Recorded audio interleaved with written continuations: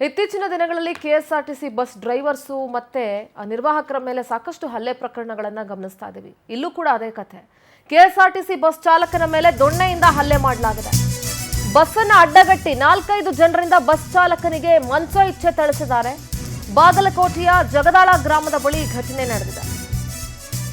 ಮುಧೋಳದಿಂದ ಬನಹಟ್ಟಿಗೆ ಬರ್ತಾ ಇತ್ತು ಕೆಎಸ್ಆರ್ಟಿಸಿ ಬಸ್ಸನ್ನು ನಿಲ್ಲಿಸಿ ಹಲ್ಲೆ ನಡೆಸಿದ್ದಾರೆ ಜಗದಾಳ ಗ್ರಾಮಸ್ಥರು.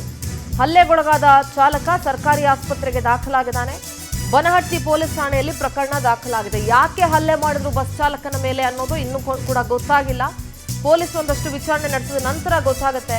ಬಾಗಲಕೋಟೆಯ ಜಗದಾಳ ಗ್ರಾಮದ ಬಳಿ ಘಟನೆ ನಡೆದಿರೋದು. ಬಸ್ನ ಅಡ್ಡಗಟ್ಟಿ ಬಸ್ ನಿಲ್ಲಿಸಿ ಒಂದು 4-5 ಜನ ಅಲ್ಲಿನ ಗ್ರಾಮಸ್ಥರು ಮನಸೋ ಇಚ್ಛೆ ಹಲ್ಲೆ ಮಾಡಿದ್ದಾರೆ. ಎಳೆದಾಡಿ ನೋಡಿ, ಕಾಲಲ್ಲೇ ಒದ್ದು ಹಲ್ಲೆ ಮಾಡಿದ್ದಾರೆ. ಏನಕ್ಕೆ ಹಲ್ಲೆ ಮಾಡಿದ್ದಾರೆ ಅನ್ನೋದು ಇನ್ನೂ ಕೂಡ ಗೊತ್ತಾಗಿಲ್ಲ.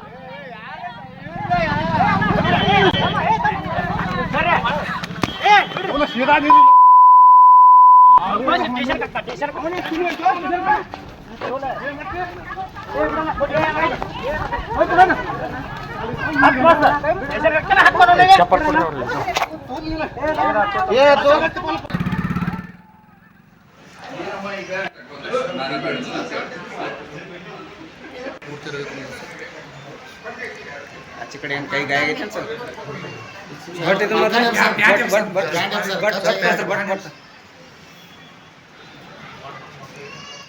ನಮ್ಮ ಬಾಗಲಕೋಟೆ ಪ್ರತಿನಿಧಿ ನಿಜಗುಣ ಮಠಪತಿ ದೂರವಾಣಿ ಸಂಪರ್ಕದಲ್ಲಿ ಜಾಯ್ನ್ ಆಗ್ತಿದ್ದಾರೆ. ನಿಜಗುಣ, ಕೆಎಸ್ಆರ್ಟಿಸಿ ಬಸ್ ಚಾಲಕನ ಮೇಲೆ ಏನಕ್ಕೆ ಹಲ್ಲೆ ಮಾಡಿದ್ರು, ಯಾವ ಕಾರಣಕ್ಕೋಸ್ಕರ ಬಸ್ ಅನ್ನ ಅಡ್ಡಗಟ್ಟಿ ಹಲ್ಲೆ ಮಾಡಿದ್ರು ಅಂತ?